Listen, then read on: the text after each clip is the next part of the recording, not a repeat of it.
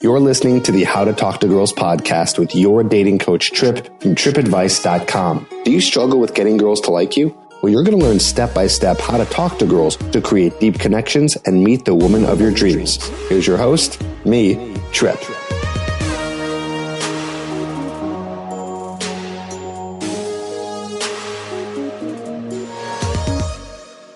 Hey, and welcome to the How to Talk to Girls podcast. This is your host, Trip Kramer, from tripadvice.com.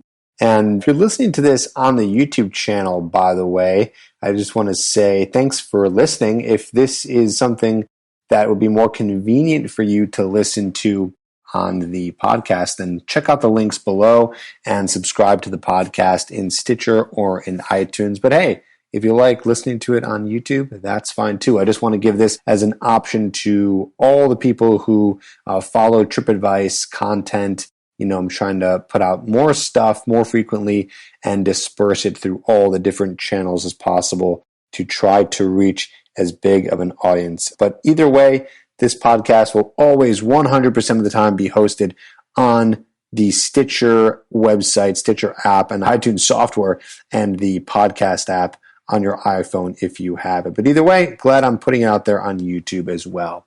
Now, today's episode, we are going to be talking about the benefits of a long-term relationship. So this is for the guys out there who may not be in a long-term relationship yet. But of course, if you're listening and you are in a long-term relationship, well, this will help you as well. And this is going to be coming from personal experience. You know, I bet you can type into Google benefits of a long-term relationship, and I'm sure you'll find a lot of scientific studies done on them. You'll maybe even find blog posts written on them, maybe even YouTube videos that are created on them. But this is going to be more personal experience and less studying and finding things. The only thing I do know in terms of studies that have been done is that there have been studies that have shown that married people do live longer. I'm not sure the reason why.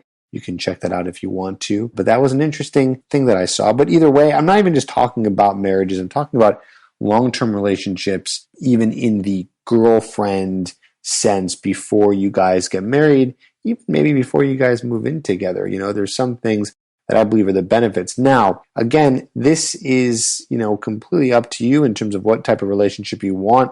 I'm not convincing you in this podcast to get into a long-term relationship.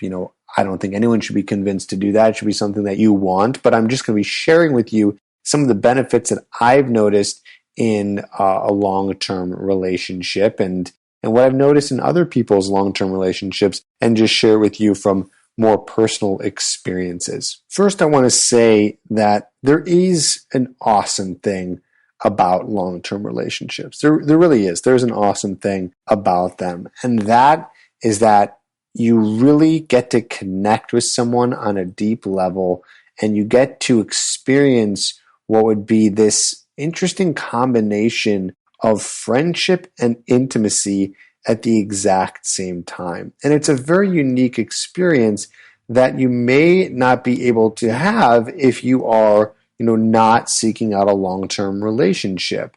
Only long-term relationships offer that type of unique experience. The experience where you can be with someone, you could say, hey, wow, this girl's my friend. This is like a girl that's a friend to me, like a buddy of mine. Like I enjoy spending time with her. And at the same time, I'm attracted to her and I get to be intimate with her. And you get to share that all together, all at once. And I just think that is one of the coolest things in the world because you don't ever get to have that.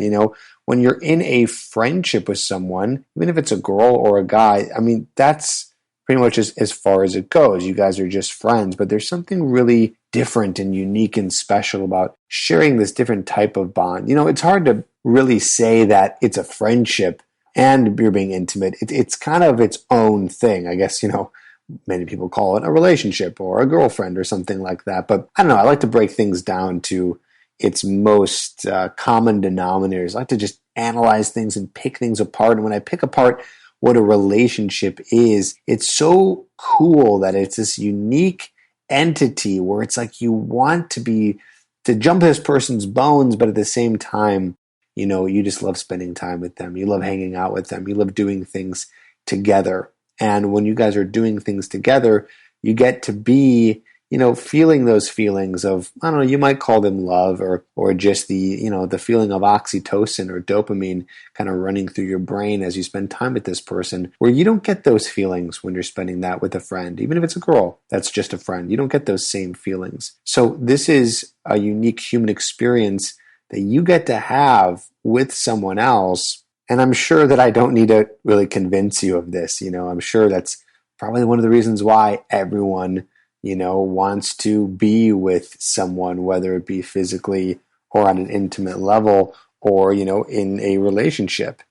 Another benefit of being in a long-term relationship is you get to learn a lot about who you are and the psychology of who you are. I don't know why, but I just have a feeling that there's no other blog post or podcast really talking about this idea. And what happens is when you're in a relationship, you end up playing out a lot of your psychological issues. And I don't mean mental health issues per se, unless you do have mental health issues, but really anyone and everyone has some sort of psychological issue, even if it's really, really small. We end up, being raised by our parents, and our parents didn't all do a perfect job, and that's okay. You're not going to do a perfect job either if you have a child. We're not perfect at it, so it's left with this human that is, trying to do its best, but sometimes there's some issues that happen. Those issues can be anywhere ranging from something as severe as anxiety or OCD or another type of mental illness, all the way from something small as, maybe, your parents didn't pay enough attention to you when you were 3 years old, and that caused some sort of, trigger of loneliness inside of you when, a partner leaves for the day. Again, anything small to big. And what happens is you end up learning about your psychology more and more as you relate to other people, because that's what a lot of your psychology is. It's how you relate to others. Of course, that's not everything. It's also the idea of relating to yourself. But that brings me to that point either way. When you're in a relationship, you learn more about the relationship that you have, not only with the person, but yourself as well. And so why is this beneficial? Because it might sound kind of crazy. You might be thinking, well, Tripp, this sounds kind of crappy. It's like, well, I got to play out all my psychological issues. This doesn't sound fun.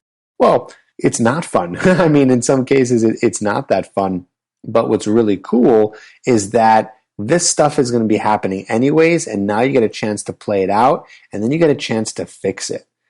So, I'll be real with you. I'm in a relationship now, and I've been in relationships where I've had to play out my psychological issues. And then what I do is I see a psychologist, also known as a therapist, and I work on those issues, and those issues pertain to things that might have happened in my childhood or the way things occurred when I was in my teens or even later on, right?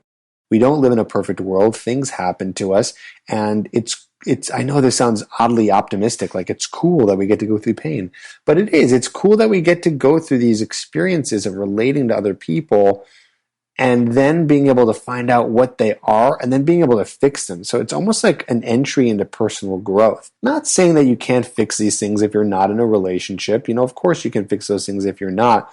But here's what's very unique about being in a relationship versus any other type of relationship you might have. I'm talking about friends or family or coworkers, is that the intimate relationship you have with someone, a girlfriend or a wife for that matter, that relationship, like I said earlier, is different from any other relationship that you have, right? This person is signifying someone that would be as close to you as a parent. You're going to be experiencing emotions of love from this person. And who else did you experience love from?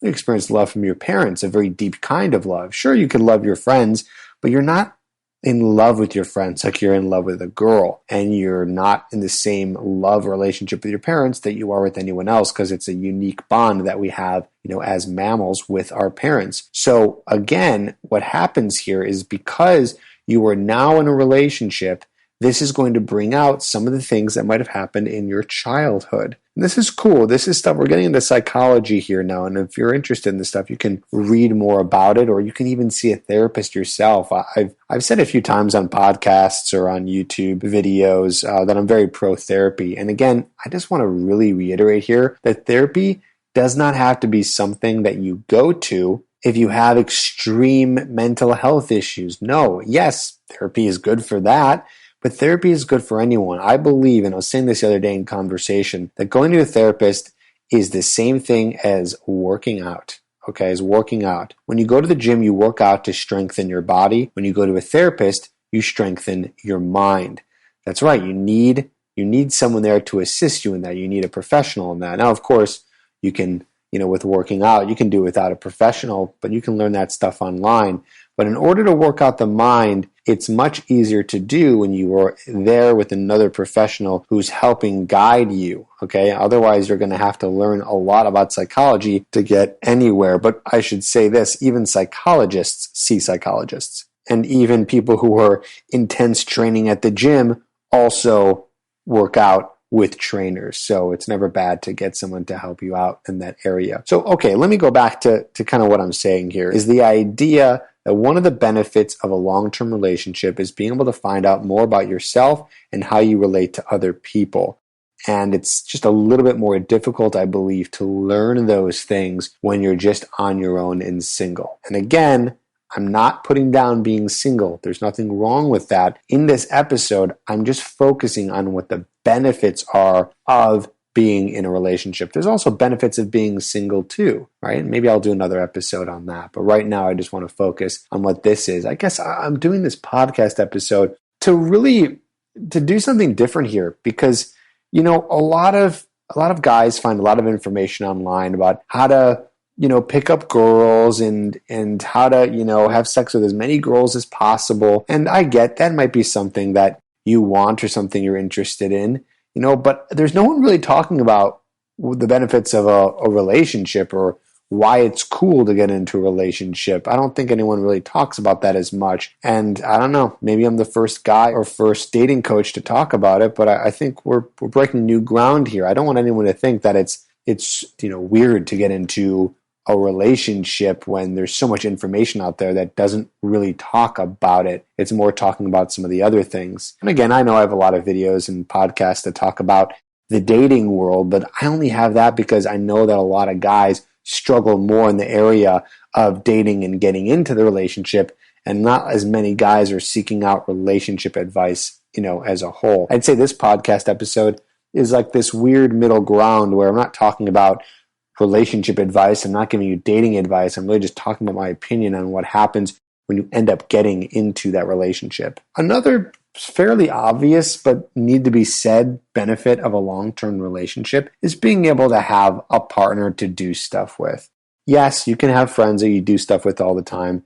But what ends up happening is as you get older, you find that more and more your friends end up getting into relationships or getting married and having kids. And if you're in your late 20s, in 30s, and even 40s, and you're listening to this podcast, you're finding that that's probably what's happening. And so it's not that you should get into a relationship and get married because everyone else is doing it. That would be the wrong reason to get into a relationship. You never want to do anything because everyone else does it. You want to do it because it's something that you want. But in this case, you might be lonely. You might be lonely. And, as much as you might have a enjoyable time with yourself, it does get lonely every once in a while when you're alone. And you know what? I don't know. Maybe there's an exception out there. I'm sure there is. There's probably a lot of guys out there who don't get as lonely, but I think it's natural to get lonely because we're social beings. We're creatures that the second we were born, we were relating to a connection with another human being.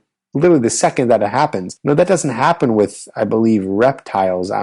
Don't quote me on this, but I remember hearing there was some reptile, some amphibian of some sort, maybe it's a lizard, where the second they're born and the egg is hatched, that's it. Like there's no caring. Like the eggs were cared for to make sure that they hatched, but once they're hatched, the lizard's on the loose and it's fighting for survival and doing its own thing. Those type of animals, they don't need to be cared for and loved and relating to their mothers. That's just not in their biology, but it is in our biology as humans to relate to other people. I believe there is, again, I'm sorry if I'm killing on statistics here. I'm giving you wrong. These are correct at the end of the day, but I'm not giving you the correct details.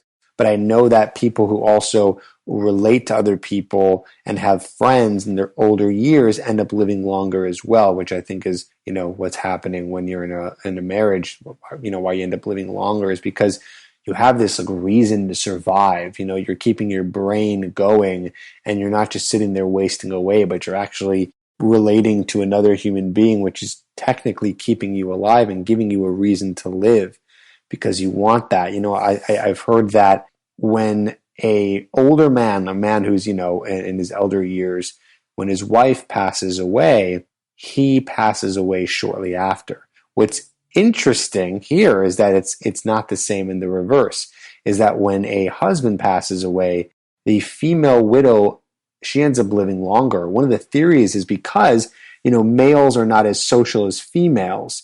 So when a male's wife dies, he's not as active as being proactive at being around people and relating to others and keeping up with their friendships. But females are more like that, so they end up surviving and being alive longer. So I hope that all makes sense. And again, if you want to check that out on the web, you can check that out. There are some studies that have shown that. Again, forgive me for butchering any details here, but I'm telling you, it's an interesting thing how our minds work, how our brains work in terms of relating to other people. And it's a very important thing, which again leads me back to the original topic here of why I really do believe that is one of the benefits of being in a long-term relationship is being able to do something with someone, to have a partner there. Another benefit that I'll say here that's connected to the last one I just said is that when you're with someone and it's a healthy relationship, something cool that happens is you end up becoming a better version of yourself just because you feel really good. Again, no science here behind it. I don't know what it is, but you just end up feeling good. You're feeling in love per se, and you feel good in the relationship. Again, this is if you're in a healthy relationship. If you're in a bad relationship, life can suck and you'll be the worst version of yourself. But if you're in a healthy one and things are going well, you become the best version of you. You feel motivated. You feel more alive. It makes you want to do better in life. I relate that to anything. If you're ever having a good day and things are going well, it sort of motivates you to be more productive, to do more, to keep that feeling going. There's something about feeling good that, makes you want to feel even better. That's probably the reason why people take drugs, because, they feel good when they take them and then they want more to feel better. By the way, I am not condoning drugs at all.